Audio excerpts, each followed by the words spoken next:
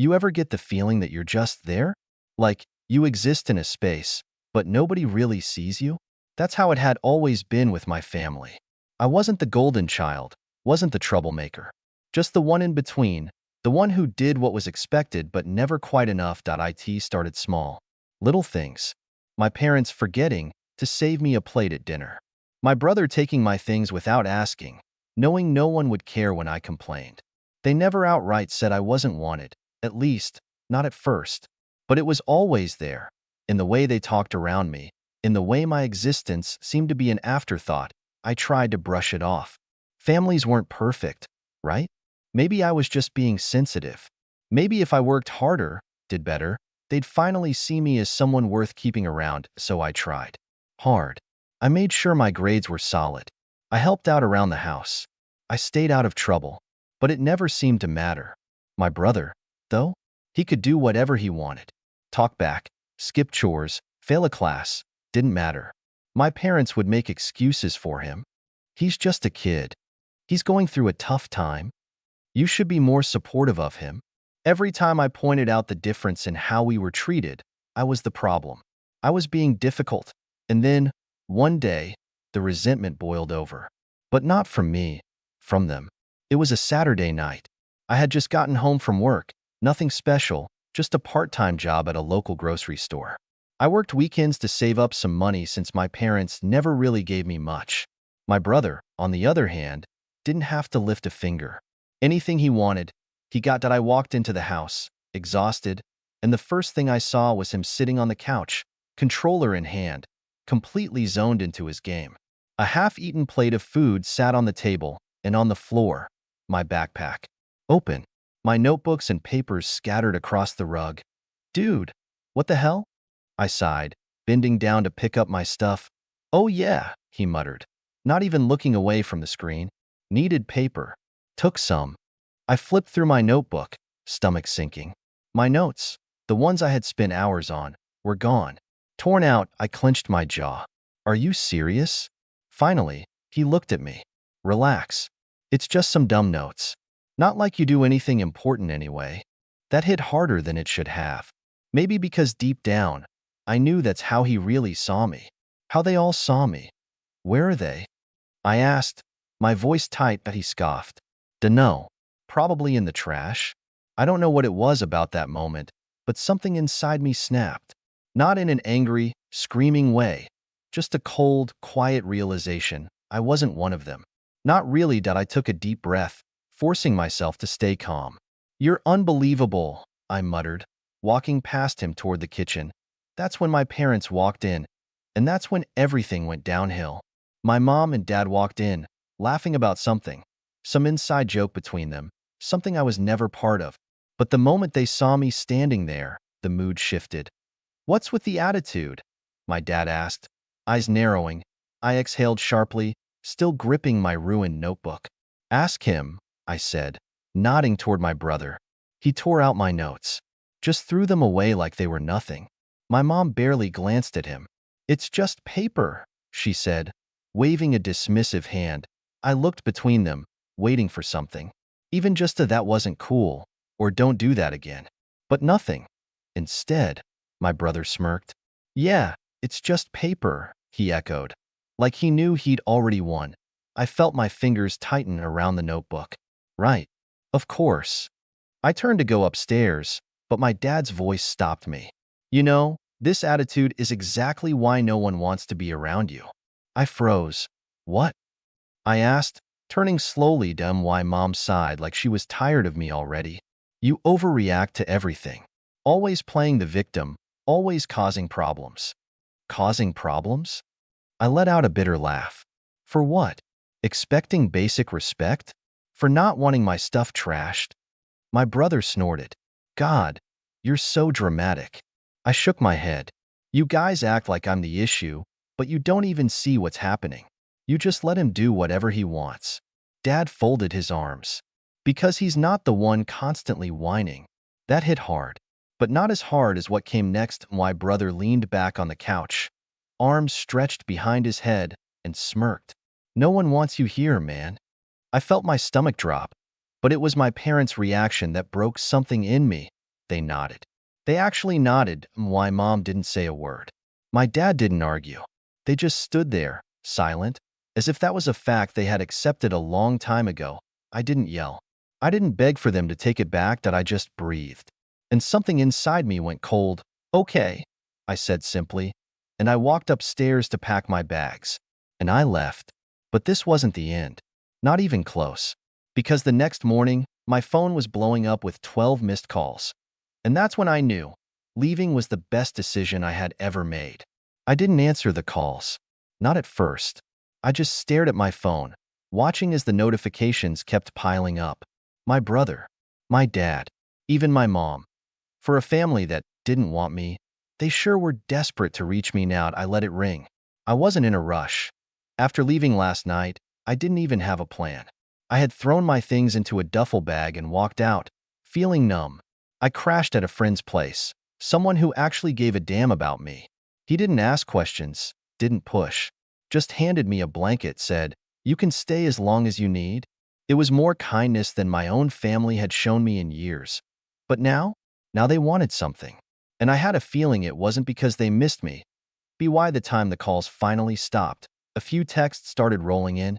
The first ones were just as I expected. Mom texted, "You're being immature. Come back." Dad texted, "Enough of this nonsense. You need to stop acting like a child." I scoffed. Yeah, I really left. And they clearly weren't sorry. Then, a new message came in. One that changed everything. Mom texted, "Come home now. We have a problem." I stared at the screen, my pulse picking up. "A problem?" I debated ignoring it. But curiosity got the best of me. So I finally texted back. Just 2 words. "What happened?" Her reply came almost instantly. "Your brother screwed up. Bad." And just like that, I knew. They didn't miss me. They didn't want me back. They needed me. And that gave me an idea. I leaned back against the couch, staring at my phone. So now they needed me? Interesting, I wasn't in a hurry to respond. Instead, I let them sweat a little. If my brother had really screwed up, then whatever happened was big enough that my parents, who had never once taken my side, were now reaching out. After about 10 minutes of silence, more messages started rolling in. Dad texted, "We don't have time for your attitude. Just come home." Mom texted, "Please. This is serious." Serious? That almost made me laugh. When my problems were serious, they told me to get over it. But now that my brother was in trouble, suddenly it was urgent. I took my time typing my next response. "Not my problem." A minute passed. Then another. Then my dad called. I let it ring. Declined. A second later, a text popped up. "Dad, you're being selfish." I exhaled sharply through my nose. Selfish? That was rich, coming from him. Then my mom texted again. "Mom, your brother's been arrested." I blinked. Okay. Now I was interested. I grabbed my friend's car keys off the counter. "I need a ride." He raised an eyebrow. "You sure? Thought you were done with them." I smirked. "Oh, I am. But I need to see this for myself." 15 minutes later, I pulled up in front of my house. My dad was pacing on the porch, phone in hand, looking more stressed than I'd ever seen him. My mom sat on the steps, head in her hands. For once, there was no laughter, no dismissive remarks, just pure, panicked silence. I took my time walking up. "So," I said casually, "who wants to tell me what happened?" My dad turned, eyes sharp. "Where the hell have you been?" I raised an eyebrow. "Not here. Like you wanted." He clenched his jaw, but before he could say anything, my mom spoke. "It's your brother," she said, voice shaking. He stole something. From the wrong people." I frowned. "The wrong people?" Dad ran a hand over his face. "Some guys at that arcade he hangs out at. We don't know the details, but they called the cops. He's in holding right now." I almost laughed. Of course. My brother had spent years treating me like garbage, thinking he was untouchable.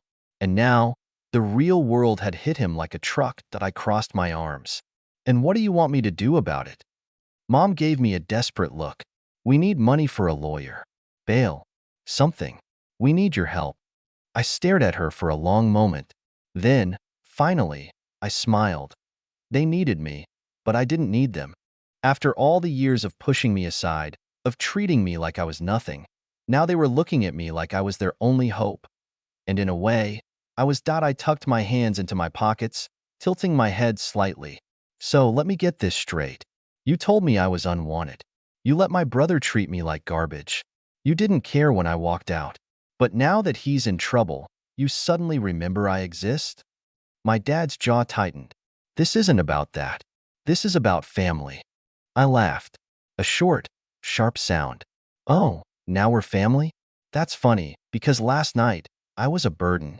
Mom's eyes were pleading. Please, we can talk about all of that later. Right now, we need to get him out before this gets worse. I let out a slow breath, pretending to think it over. And how much money are we talking about? Dad sighed. Bail is set at $10,000. We can pay a portion, but we need you to cover the rest. I whistled. 10 grand, huh? Sounds serious. My mom perked up slightly. So you'll do it? I smirked. Oh, absolutely not. Their faces fell so fast, I almost felt bad. Almost, excuse me, my dad snapped. I shrugged. Not my problem. Mom's voice cracked. But he's your brother. No, he's your son, I corrected. And you made it very clear that I was never part of this family. Dad stepped forward, anger flashing in his eyes. You think you're proving a point? You think this is funny? I met his glare without flinching. No, I think it's fair. Mom reached for my arm. We'll pay you back. I took a step back. You think I trust you? The people who threw me away without a second thought? Her mouth opened and closed, but she had nothing to say. I shook my head. Here's what's gonna happen. You're gonna figure this out without me, just like you always wanted.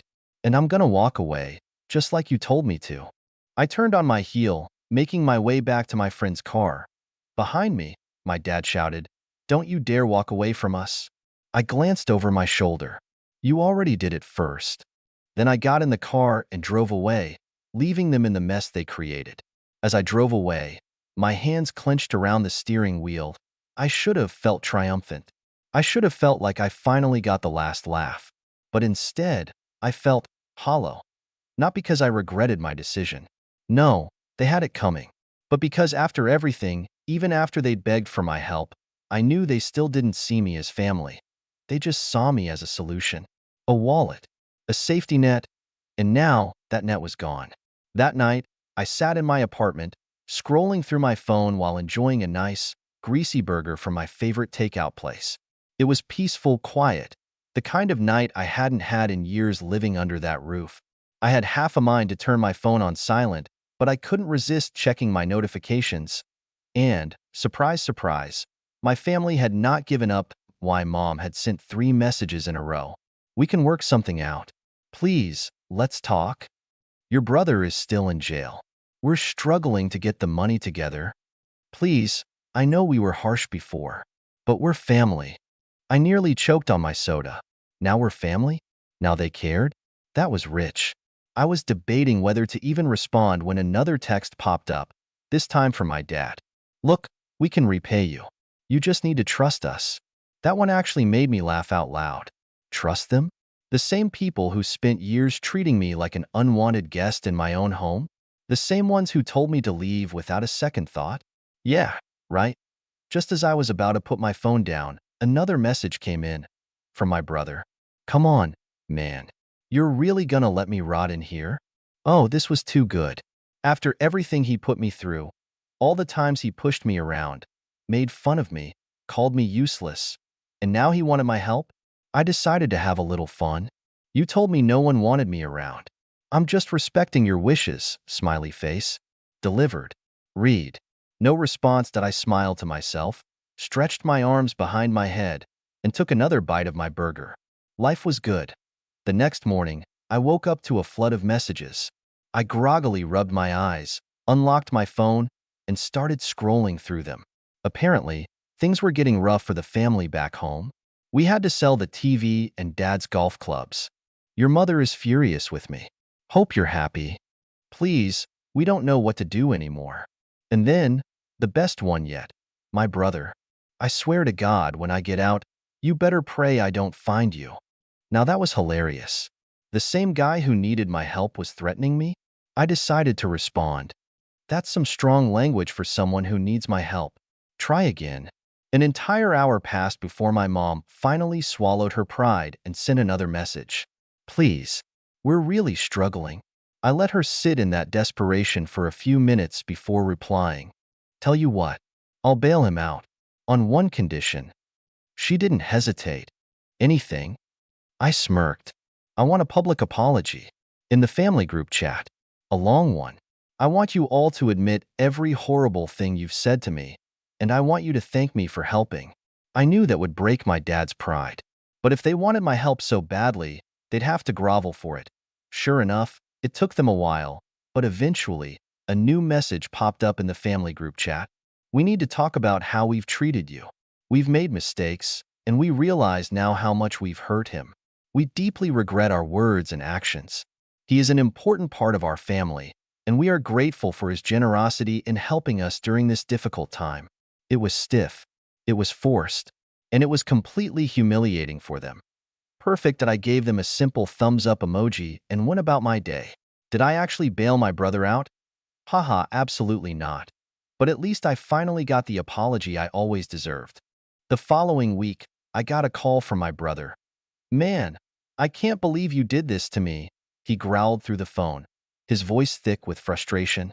I thought you were better than this. I couldn't help but laugh. It wasn't the kind of laugh that was filled with malice, more like the kind of laugh you get when the universe hands you exactly what you deserve. Better than what? I asked, my tone light, almost playful. I'm just giving you what you wanted. You told me I wasn't wanted, remember? So now you get to stay exactly where you belong. I could hear him slamming something against the jail bars in the background. You can't do this. You're really just leaving me here? I let the silence hang in the air for a moment before responding. You know, I thought I might bail you out. I really did. But you and the rest of the family? You've made it pretty clear that I don't matter. I paused, letting the words sink in. So now, I get to laugh. I get to enjoy my life knowing that I'm out here living it on my terms, while you're stuck. Enjoy your stay. He didn't say anything for a while, and I could almost picture him fuming on the other end, but I didn't care. After years of being treated like an afterthought, like some invisible shadow in the background, this was my moment. When I hung up the phone, I felt a wave of relief wash over me. I wasn't angry anymore. In fact, I couldn't even feel that resentment I used to carry around for them. All of it had melted away. And just like that, my brother stayed in jail. They tried everything to get him out, but the charges were serious enough that it was out of their hands.